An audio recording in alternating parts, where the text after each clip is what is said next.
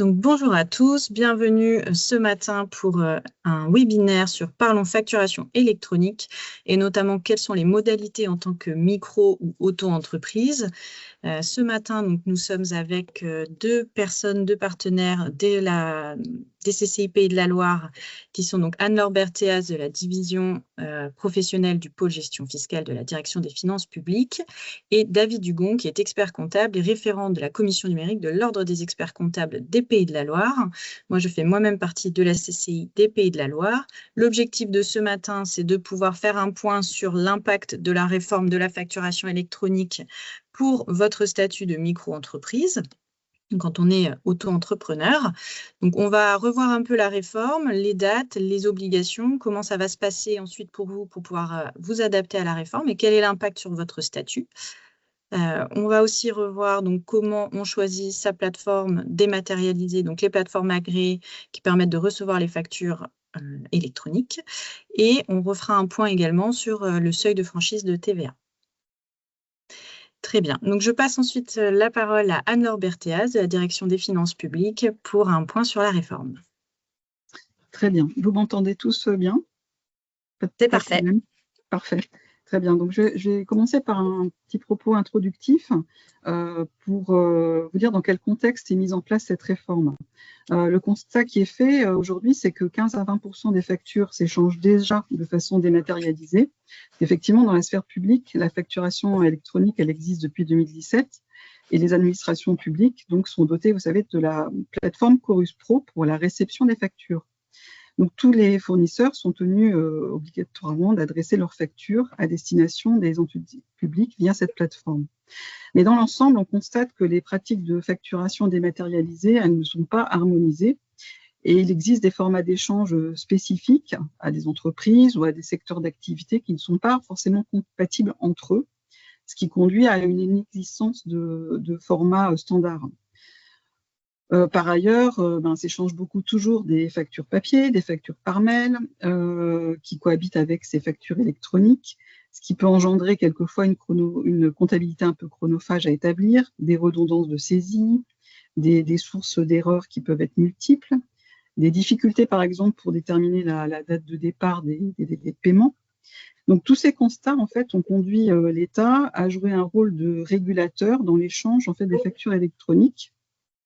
D'une part, en définissant des modalités d'échange standard de ces factures. Alors, on verra quels sont ces formats de factures.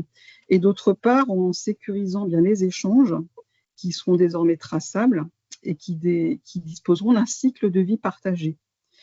Donc, l'objectif, en fait, c'est de généraliser la facturation électronique pour améliorer la transparence fiscale et aussi lutter contre la fraude à la TVA. La France s'inscrit dans le cadre d'une directive européenne, vous avez sans doute entendu parler de la directive VIDA, c'est la TVA à l'ère du numérique, qui vise à simplifier et harmoniser la facturation électronique, qui sera obligatoire en 2030 pour l'ensemble de l'Union européenne. Donc l'objectif également, c'est de permettre en fait aux entreprises de façon simultanée et finalement en une seule opération, d'envoyer la facturation client, d'alimenter sa comptabilité et de transmettre également, on va le voir, des données à l'administration fiscale, notamment alors à terme, pas tout de suite, mais pour le pré-remplissage des déclarations de TVA.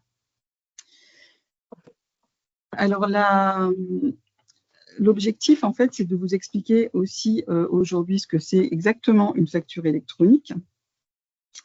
Une facture électronique, comme on peut l'entendre aujourd'hui, sous la forme d'une facture papier scannée par un PDF, ce n'est pas une facture électronique. La facture électronique, elle doit respecter un format de données structuré. Donc, vous voyez en fait sur l'écran, alors moi, je n'ai pas la vision de mon écran, mais normalement, vous voyez sur l'écran un langage informatique qui correspond en fait à la facture électronique. Donc, il y a plusieurs formats en fait de factures électroniques qui existent, avec des terminologies UBL, C2I et surtout FactureX, qui est une facture électronique qui comporte également un lisible, qui est le plus couramment en fait utilisé. Donc, la facture électronique, elle se présente sous une forme donc, structurée, lisible par les logiciels informatiques, comme vous voyez sur la slide. Elle va être ce qui est intéressant, c'est qu'elle va être horodatée dès son dépôt. Donc, on aura la date en fait de l'envoi de la facture. Et elle sera transmise au client par l'intermédiaire d'une plateforme agréée. Alors ça, on verra un petit peu plus tard ce que c'est que cette plateforme et son rôle. Et en plus des données en fait, de cette facture, donc comme je vous disais, normalement, il y aura un lisible en fait, qui sera mis à disposition du client.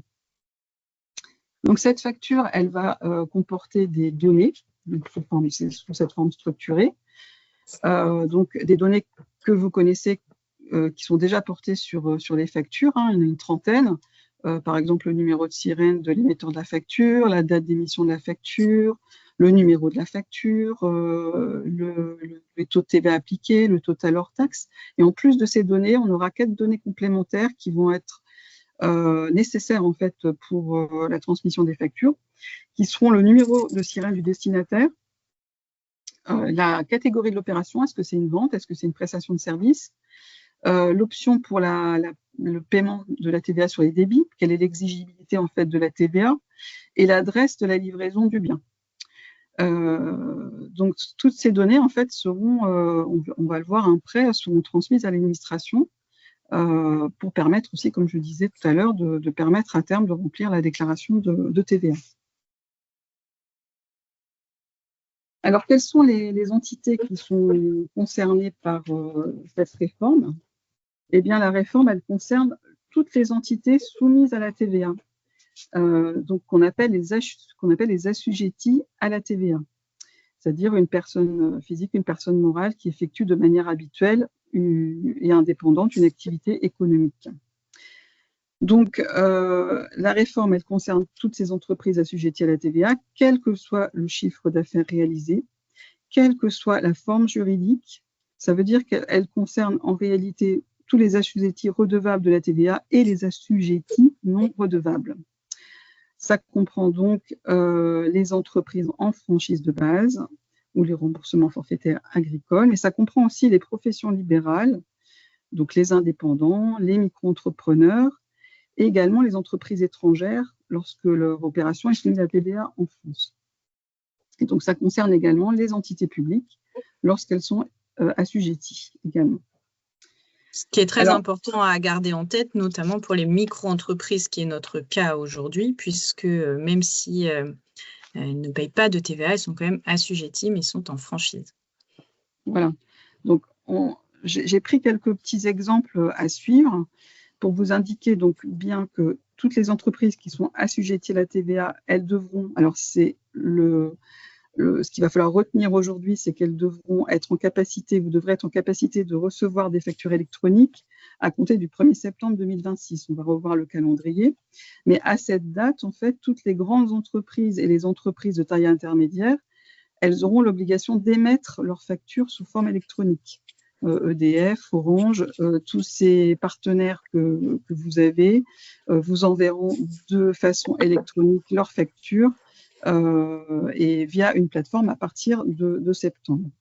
Pour les entreprises qui sont assujetties à la TVA, mais qui bénéficient de la franchise en base, donc les micro-entrepreneurs, hein, vous-même, qui n'êtes pas redevables à la TVA parce que vous réalisez un chiffre d'affaires en dessous d'un certain seuil, on y reviendra aussi après, eh bien, vous restez assujettis à la TVA et donc vous êtes soumis à la facture électronique. Alors attention, à la fois en réception, donc à partir du 1er septembre 2026, mais également en émission, à partir du 1er septembre 2027. Ça veut dire qu'en fait, en tant que micro-entrepreneur, auto-entrepreneur, vous êtes tous concernés par cette réforme. Alors, je vous avais mis un petit exemple, par exemple, un commerçant qui vend des vêtements, des bijoux, qui réalise moins de 85 000 € de chiffre d'affaires, c'est le seuil en fait de la franchise en base pour 2025, ou bien un artisan, donc là c'est de la vente, ou un artisan plombier qui réalise une prestation de service de moins de 37 500 €, eh bien ces deux commerçants prestataires devront au plus tard en 2027 être en capacité d'émettre des factures au format électronique par l'intermédiaire d'une plateforme pour les ventes et les prestations de services au profit des professionnels qui ont un sirène. Alors, ça ne changera pas sur les modalités en fait de la facture, c'est-à-dire que vous continuerez à indiquer en fait sur votre facture une mention TVA non applicable. Si vous venez de débuter par exemple une activité de consultant en auto-entrepreneur, eh bien vous devrez au plus tard en 2027 être également en capacité d'émettre des factures électroniques si vous facturez des professionnels en France. Pour les entreprises qui sont assujetties à la TVA, mais qui réalisent des opérations exonérées de TVA, donc qui sont dispensées de facture, eh bien, dans ce cas, l'entreprise est dispensée d'émettre des factures électroniques, mais uniquement pour les opérations qui sont exonérées de facturation. Et elle pourra émettre des factures électroniques pour les autres opérations. Mais néanmoins, même si il y a cette exonération, elle va devoir recevoir des factures électroniques de la part de ses fournisseurs. Donc, je vous ai mis un petit exemple. Par exemple, un médecin généraliste, un professionnel médical qui est dispensé de facturation parce que son activité rentre en fait dans les activités exonérées, il devra choisir tout de même une plateforme pour recevoir en fait ces factures au format électronique, donc dès le 1er septembre 2026. Donc, comme je le disais tout à l'heure, pour ses fournisseurs d'énergie ou ses accès Internet. Par contre, si ce même médecin il fait une étude pour un groupe pharmaceutique, là, son activité de consultant est soumise à la TVA, et là, eh bien, effectivement, il rentrera dans le champ d'application et il devra émettre une facture électronique. Voilà. Donc, sur le calendrier de déploiement de la réforme, le calendrier se fait de façon progressive. Dans un premier temps, donc, on l'a dit, on aura une obligation, toutes les entreprises, à partir du 1er septembre 2026, sont dans l'obligation de recevoir donc, ces factures électroniques. Puisque les grandes entreprises et les entreprises de taille intermédiaire, elles, ont une obligation d'émission à partir de cette date, à partir du 1er septembre 2026. Et après, à partir du 1er septembre 2027, eh bien, l'obligation d'émission, elle sera pour toutes les entreprises, donc les TPE, les PME et les micro-entreprises. Donc, on vous met sur la slide qu'il y a déjà effectivement des premières factures qui commencent à s'échanger sur la base du volontariat avec les formats attendus par la réforme. Voilà, entre eux, on va revenir après dessus, mais pour permettre de commencer à échanger en fait ces factures entre les plateformes et en utilisant l'annuaire du destinataire dont on va parler un peu plus tard. Et encore une fois, ce qui est très important, c'est au plus tard, au 1er septembre 2026, et non pas à partir de. Donc, l'objectif, c'est vraiment de se mettre en conformité avant. Voilà. Donc, on va vous donner quelques éléments complémentaires pour que vous puissiez vous préparer en fait dès maintenant. Vous avez encore quelques mois, il n'est pas du tout trop tard. Donc, voilà, ça va être le moment en fait de réfléchir un petit peu à la configuration de votre entreprise pour choisir une plateforme et vous familiariser avec ce nouveau dispositif. Alors, un petit détail, quelques éléments aussi sur le périmètre de la réforme. En fait, il faut savoir que la réforme de la facturation électronique, elle comporte 3 volets, 3 dispositifs qui vont dépendre de la nature de l'opération. Est-ce que je fais une prestation? Est-ce que je fais une vente? Et la nature du client également. Est-ce que je m'adresse à une entreprise? Est-ce que je m'adresse à un particulier? Donc, vous voyez, on a 3 cadres, parce que d'une part, on a le dispositif de la facturation électronique, qui s'appelle en anglais l'e-invoicing. Et puis, vous avez 2 dispositifs, l'e-reporting de transactions et l'e-reporting des données de paiement. Donc, la facturation électronique, elle va s'appliquer à toutes les opérations d'achat et de vente et de prestation de services réalisées entre des entreprises qui sont établies en France et qui sont assujetties à la TVA. Donc, on a dit, y compris aux entreprises qui bénéficient du régime de franchise en base. Donc, à partir de cette facture, en fait, des données vont être transmises ensuite à l'administration par une plateforme. Alors, bon, là, je vous répète un peu, mais donc il y a quelques opérations effectivement qui sont exonérées qui sont exclues du champ d'application de cette obligation, comme les activités financières, bancaires, activités médicales, et puis toutes les transactions qui donnent lieu à un marché de défense. La transmission des données de transaction, elle concerne donc les opérations de vente de prestations de services avec des personnes non assujetties, par exemple avec des particuliers ou des associations à but non lucratif, ou des transactions avec des opérateurs qui sont établis à l'étranger. Donc, ça a concerné les exportations, les acquisitions et livraisons intracommunautaires, et par exception, ça ne concernera pas les importations ou les transactions relatives à comportant des clauses de confidentialité pour un motif de sécurité nationale. Ensuite, vous avez les transmissions de données de paiement, donc qui s'appliquent uniquement aux opérations dont l'exigibilité de la TVA est l'encaissement, donc pour les prestations de services, pour les acomptes, et ça, quelle que soit la nature du client.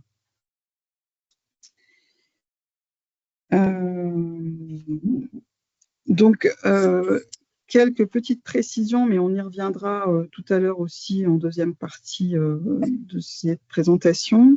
Les données en fait qui sont nécessaires pour ce e-reporting de données de transactions et de paiement. Ces données en fait de transactions, elles vont être transmises sous la forme d'un fichier de données qui va être déposé sur une plateforme agréée par l'intermédiaire d'un logiciel informatique de facturation, et elles seront transmises en fait par journée en fait, et par catégorie de transaction, en tout cas lorsqu'on est en B2C. Vous aurez le montant total hors taxe des opérations de la journée par taux de TVA et le montant de la TVA correspondante pour chaque catégorie de transaction qui seront à transmettre. Pour les données qui seront en B2B international, ce sera des données identiques à celles d'une facturation électronique, à l'exclusion en fait du numéro d'identification du SIREN, puisque ce sera le numéro de TVA intracommunautaire qui sera remplacé par le SIREN. Et pour les données de paiement, eh bien, vous aurez à transmettre en fait certaines données qui concernent en fait la date d'encaissement pour les prestations de services, la date d'encaissement, le montant encaissé réparti par taux de TVA et le numéro de facture pour les opérations ayant donné lieu à une facture.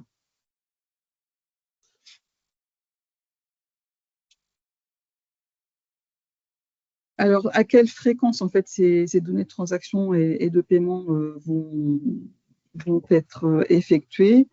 Ici, vous avez un petit tableau qui, voilà, si on prend par exemple les entreprises qui bénéficient du régime de franchise en base, eh bien, vous aurez la transmission de ces données de transaction qui sera à faire tous les 2 mois et au plus tard entre le 25 et le 30 du mois suivant. Pour les données de paiement, ça sera la même chose. Les données de paiement seront envoyées aussi tous les 2 mois. Et selon en fait le régime fiscal applicable, vous avez un calendrier en fait spécifique que les entreprises soient au régime du réel normal ou simplifié. Mais pour les entreprises, donc pour les micro-entrepreneurs, voilà, ça sera une transmission tous les 2 mois.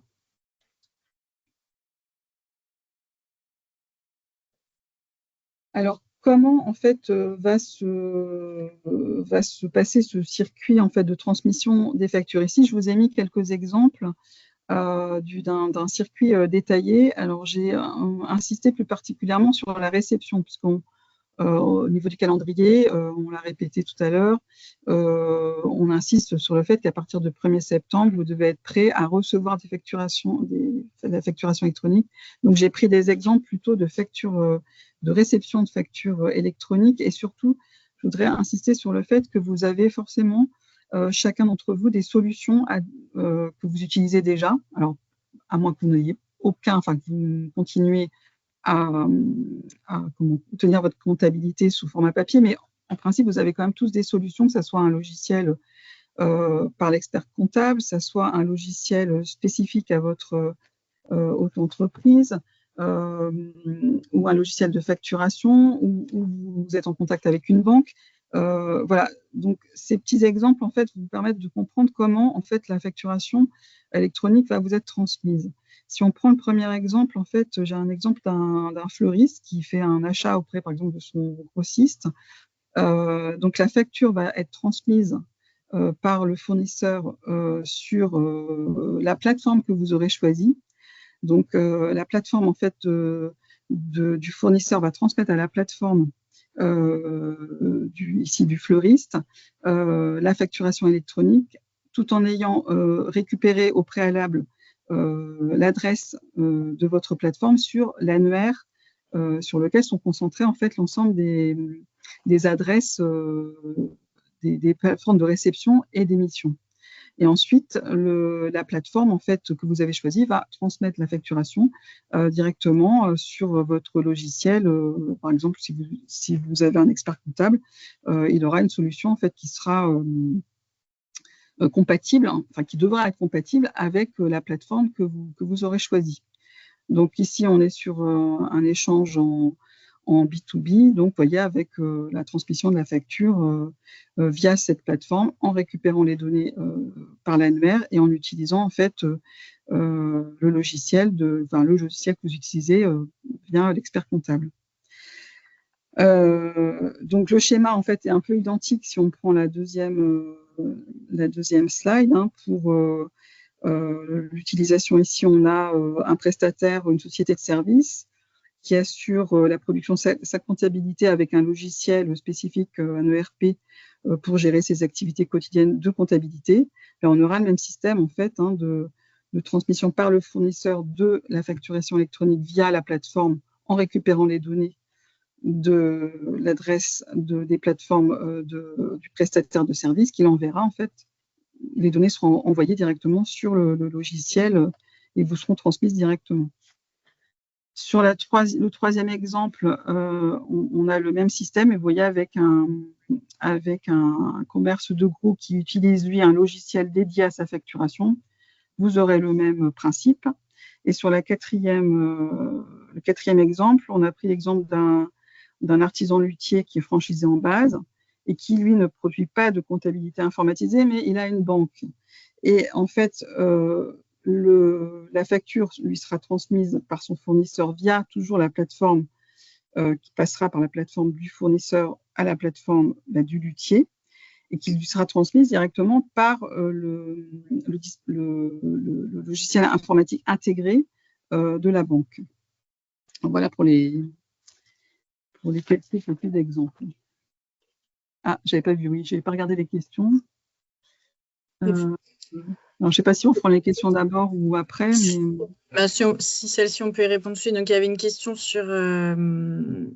Alors, il y a comment tester une plateforme de dépôt. Je pense qu'on va y revenir après, quand on reparlera des plateformes.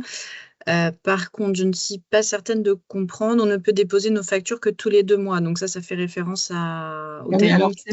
Oui, alors ça correspond en fait aux données de reporting effectivement qui seront à déposer. Alors c'est effectivement un autre calendrier, ça sera à déposer effectivement de façon bimensuelle. Donc ça sera en fait ça sera pas les factures qui seront déposées, ça sera la transmission des informations en fait à l'administration qui sera déposée en fait tous les 2 mois. Bonjour à tous, je me permets juste de compléter la réponse, on va y revenir tout à l'heure, mais c'est vrai que sur ces données de e-reporting, ce qu'il faudra distinguer, c'est la transmission de la facture à mon client particulier, par exemple, pour lequel elle pourra se faire comme avant, parce qu'il n'a pas d'obligation en matière de facturation électronique, ce client, et la transmission des données à l'administration qui, elle, sera tous les 2 mois. Donc, a priori, pas d'impact sur mes délais de paiement vis-à-vis de mes clients particuliers, parce que je continuerai à leur transmettre l'éventuelle facture que je leur transmettais déjà avant. Le e-reporting, c'est vis-à-vis de l'administration qu'on fait remonter les données. Et pour le B2B, on va être plutôt en e-invoicing. Et donc là, c'est transmission des données tous les jours. Donc la facture, elle part à mon client dans la foulée de son émission, j'ai envie de dire, dans la suite directement. Donc, il n'y a pas d'impact sur les délais de transmission. Il la recevra pas instantanément, mais pas loin. Mon client, oui, tout à fait, flux continu. Ouais.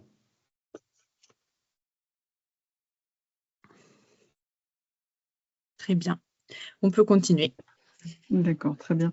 Donc, un petit point sur, on a parlé de l'annuaire, en fait, qui va constituer finalement le référentiel, en fait, pour les entreprises privées et publiques assujetties aux obligations d'émettre et de recevoir. Cet annuaire, il va indiquer en fait l'adresse de la plateforme agréée qui gère les données.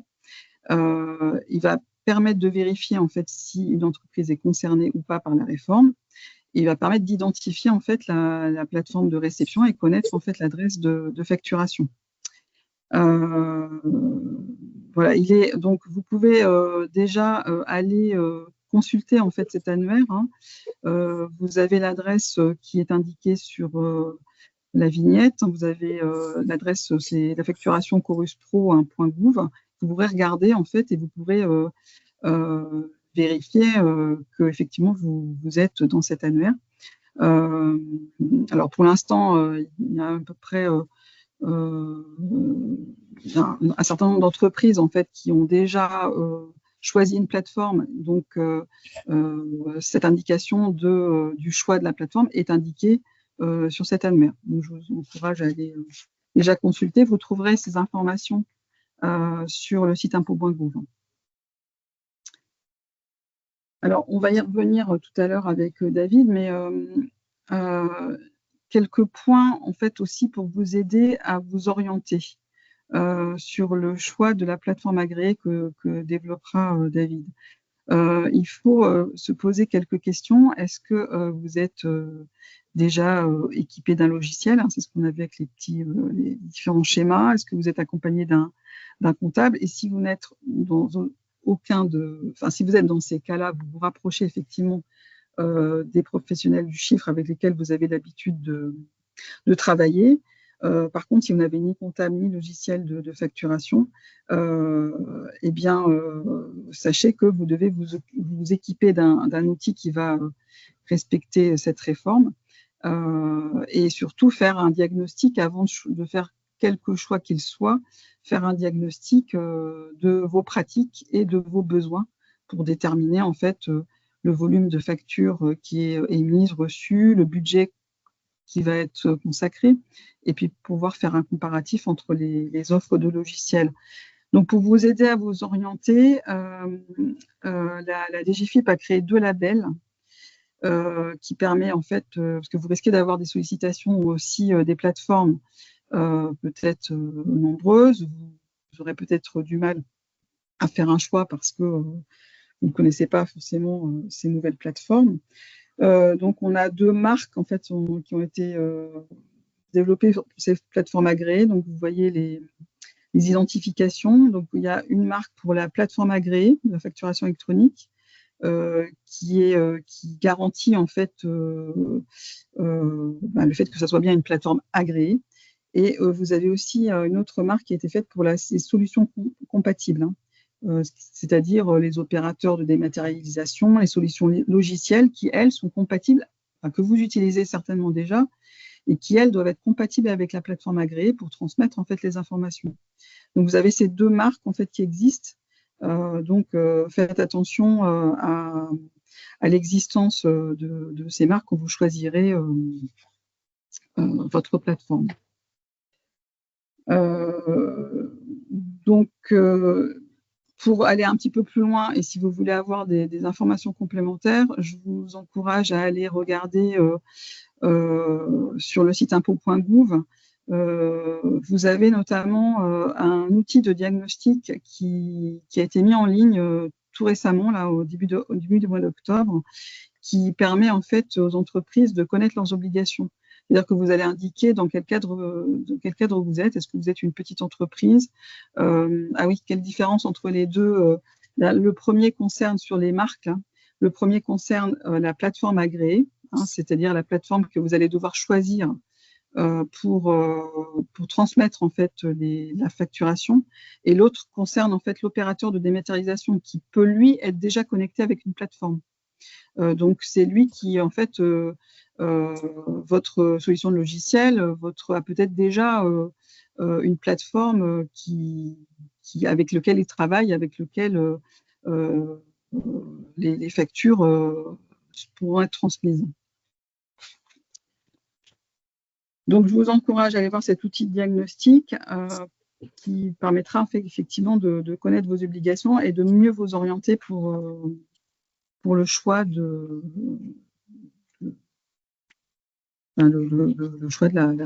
la solution logicielle et de la plateforme agréée. Il y aura une communication également qui sera proposée et faite sur la facturation électronique de façon nationale à partir de janvier 2026.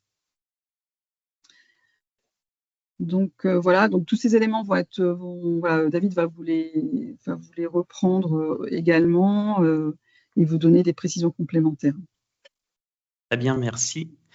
Du coup, je vais continuer de mon côté donc sur votre transition vers la facture électronique.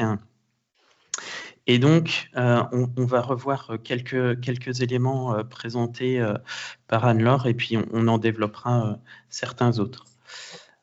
Donc, effectivement, on a un certain nombre d'acteurs qui sont identifiés dans cette réforme. Les solutions compatibles, donc on en a parlé, ce sont tout ce qui va être logiciel de facturation, logiciel de caisse, logiciel de suivi des encaissements, logiciels comptables, etc. Donc, ce sont ces solutions qui seront en communication avec les plateformes agréées, les PA. Et ce sont les plateformes agréées qui vont communiquer entre elles et vers l'administration fiscale et son portail de concentration des données. On verra tout à l'heure qu'il y a un annuaire. Et puis, on a bien deux cas différents à gérer dans la réforme. C'est quand je suis acheteur et quand je suis vendeur. Donc, l'acheteur, ça va être le premier des deux volets, celui qui va vous concerner le plus rapidement, c'est l'obligation au 1er septembre 2026. Donc, l'obligation, elle commence au 1er septembre 2026 pour recevoir, mais il faut être prêt au 1er septembre 2026. Donc, nous, on a plutôt tendance à dire que c'est vraiment au plus tard et qu'il faut commencer à regarder des solutions dès maintenant. Et puis, le volet vendeur, où là, ce sera une obligation au plus tard, au 1er septembre 2027. Donc, sur les plateformes agréées, qu'est-ce que c'est ? C'est un portail privé qui est agréé par l'État et qui va gérer les flux de factures des entreprises entre elles et la communication des informations vers l'administration. Pour communiquer, ces plateformes, elles ont besoin de ce qu'on appelle un annuaire. Donc, l'annuaire, c'est le registre des plateformes des entreprises. Et donc, c'est sur cet annuaire que l'ensemble des entreprises devront s'être inscrites pour indiquer quelle plateforme elles utilisent. Donc, quand on a une facture papier, il nous faut une adresse postale pour pouvoir la transmettre et pour que notre fournisseur il sache où nous transmettre notre facture. Eh bien, dans la facture électronique, il nous faut cette adresse électronique qui est une adresse composée notamment de votre numéro SIREN. Et donc, cette adresse électronique, elle se fait via les plateformes. Donc, les plateformes, elles vont interroger l'annuaire pour savoir quelle est votre plateforme de réception des factures. Donc, il faudra obligatoirement s'inscrire via les plateformes dans cet annuaire pour indiquer dans l'annuaire, voilà, ma plateforme de réception, c'est la plateforme 1, 2, 3, 4, etc. etc.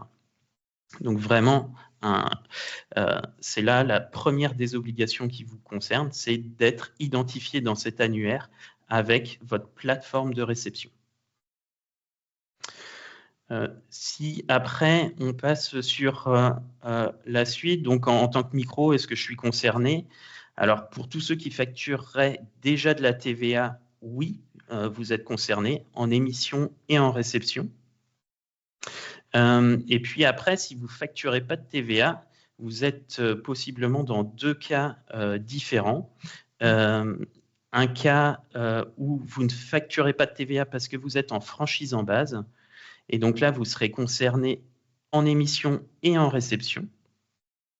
Et un cas où vous ne facturez pas de TVA parce que vous exercez une activité exonérée de TVA. Donc, on va y revenir juste après. Et donc, dans ce cas-là, activité exonérée de TVA, c'est seulement en réception, mais pas en émission. Donc, sur les activités exonérées de TVA, donc on les a évoquées tout à l'heure. Mais on a tout ce qui va être prestations dans le domaine de la santé, donc par exemple les professions médicales et paramédicales réglementées, hein. Donc un médecin en exemple, mais on va avoir aussi les activités de formation, tout ce qui va concerner, ou en tout cas en partie, les opérations immobilières. Donc dans les opérations immobilières, on va avoir par exemple tout ce qui est les locations de locaux nus à usage d'habitation.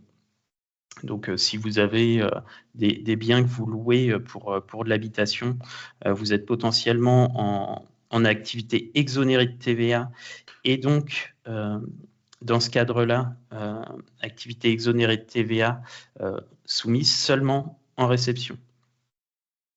Donc, il va falloir déterminer dans quel cas vous vous situez en fonction de comment dire, soit votre activité, soit le régime en franchise en base de TVA.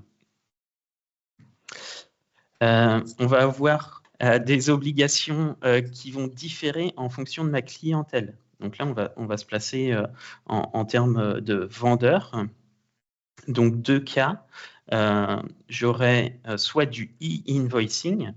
Donc, ici, je facture des professionnels et je vais transmettre mes factures à la plateforme, donc à la plateforme sur laquelle je suis inscrit. Et cette plateforme, elle va consulter l'annuaire pour connaître l'adresse de réception de mon client professionnel. Ça l'enverra à la plateforme de mon client et ça transmettra en même temps les données à l'administration.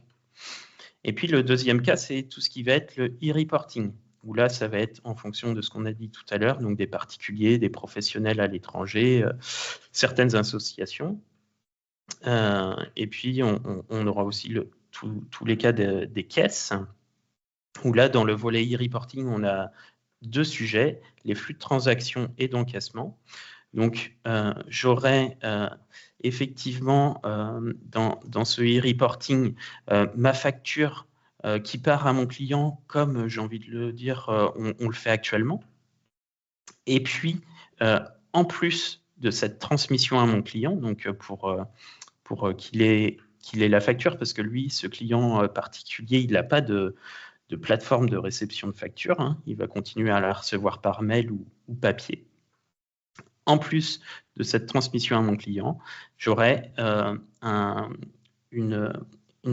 reporting de mes données de transaction. Donc, c'est un espèce de récapitulatif de mes opérations sur le mois ou les 2 derniers mois que je vais transmettre à l'administration. Et puis, dans certains cas, un reporting de mes données d'encaissement pour que l'administration ait aussi connaissance de l'état d'encaissement de mes factures. Donc, les données de paiement, si on passe à la suite, on en a parlé. Donc, ça va être pour répondre à un certain nombre d'objectifs de la réforme, notamment tout ce qui va être suivi d'activités économiques et suivi des délais de paiement. On aura aussi un sujet sur les surveillances des dépassements de seuil. Et également, à terme, pour ceux qui font des déclarations TVA, permettre de vérifier et de pré-remplir les déclarations de TVA. Sur le calendrier, donc on l'a évoqué tout à l'heure, je ne vais pas y revenir. Maintenant, quels sont les impacts sur mon fonctionnement? Donc, la réforme, elle a un certain nombre d'impacts sur les entreprises, donc sur leur fonctionnement. Notamment, la première des obligations, ce sera de s'inscrire dans l'annuaire via une plateforme, donc pour être en capacité de recevoir mes factures. Pour ça, il faudra s'équiper d'outils qui sont adaptés à la réforme. Ça aura évidemment tout ça un impact sur la digitalisation de mes process. À côté de ça, au niveau de l'administration, il y aura une meilleure connaissance par l'administration de mes flux, que ce soit en vente ou en achat. Et pour bien répondre à tous ces impacts, il va falloir que moi, en tant qu'entrepreneur, je comprenne la réforme pour l'appliquer correctement et concrètement dans mon fonctionnement avec ma clientèle.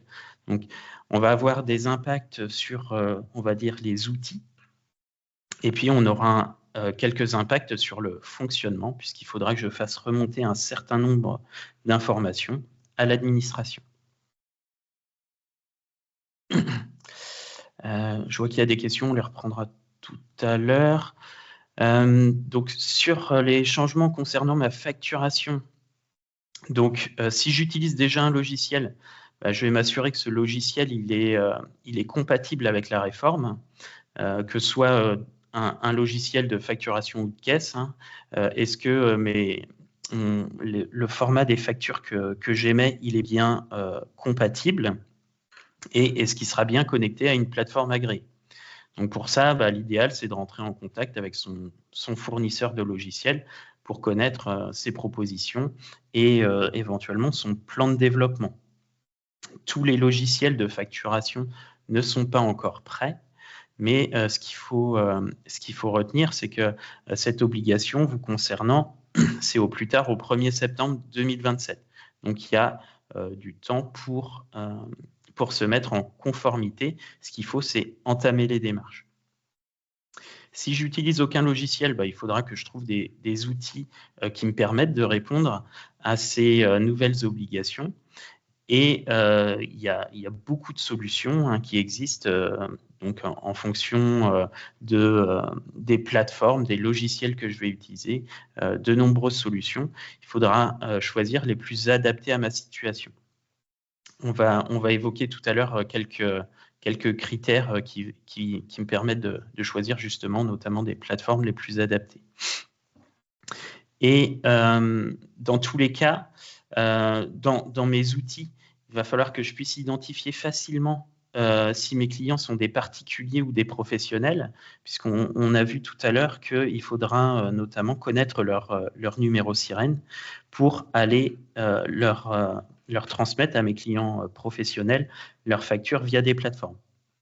Donc, dans mon outil, il va falloir que je puisse identifier ces clients, éventuellement compléter mes bases de données aussi pour remplir ou mieux remplir mes fiches clients.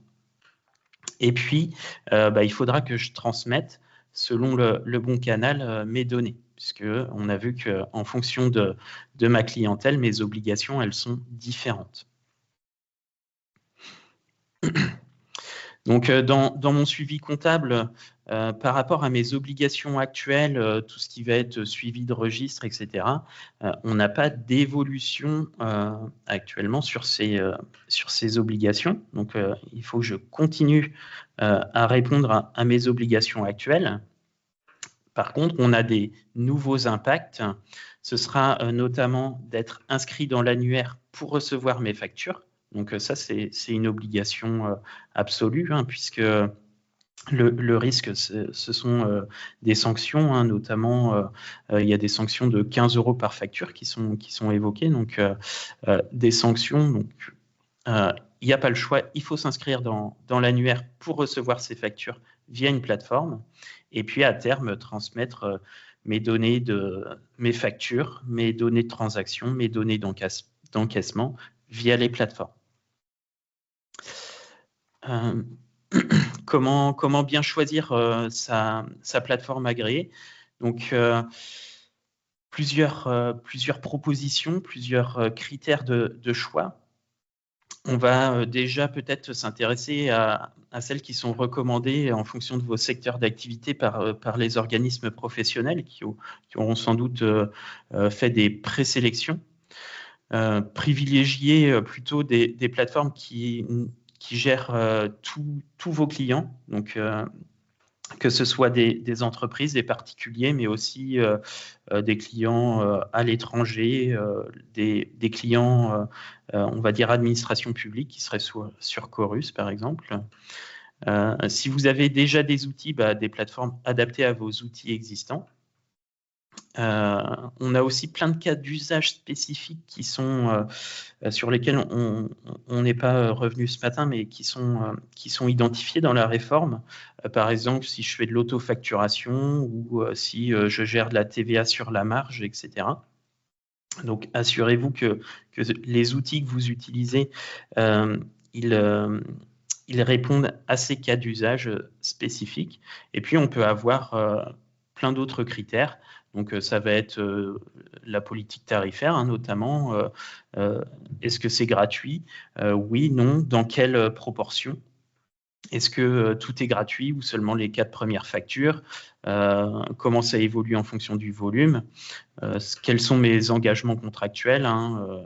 Est-ce que je dois produire un minimum de factures pour assurer la gratuité ou au contraire pour assurer un tarif? Est-ce que j'ai une durée d'engagement? Comment sont traitées les données? Est-ce que mes factures sont scellées, archivées, donc avec un coffre-fort électronique? Quelles sont les offres de services complémentaires des plateformes? Et puis, en tout état de cause, au bout du bout, si vous avez sélectionné 2, 3 plateformes et outils, comparez-les pour voir laquelle semble la mieux adaptée à votre situation. Super, merci David. Il y avait une question sur laquelle peut-être on peut revenir. Est-ce qu'il y a un annuaire des solutions compatibles déjà? Éventuellement. Alors, oui. À ma connaissance, il n'y a pas d'annuaire des solutions compatibles. Il y a un listing des plateformes agréées, agréées sous réserve par l'État. Il y a différents organismes professionnels, dont l'Ordre des experts comptables, qui ont sorti des guides, des solutions entre guillemets compatibles avec la réforme, donc qui sont consultables sur Internet et qui permettent d'avoir, on va dire, une première idée sur le sujet. Je vois qu'il y a une question sur l'annuaire, s'il est national ou européen. Donc l'annuaire d'inscription, il est national. Les plateformes, enfin les entreprises étrangères ne sont pas identifiées sur cet annuaire national. Et je vois, il y avait une dernière question sur potentiellement plus de déclarations de TVA pour les B2B. Si, il y aura toujours des déclarations de TVA, seulement elles seront pré-remplies et donc il faudra vérifier et valider. Ça, c'est l'objectif à terme.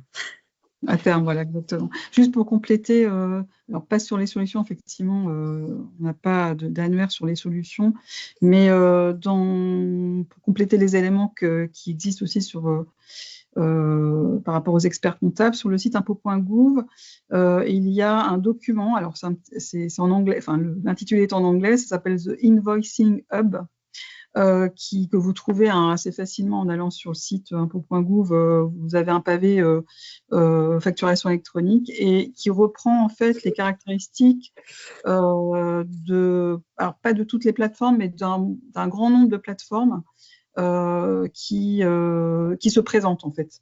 Donc ça vous permet aussi de voir en fonction de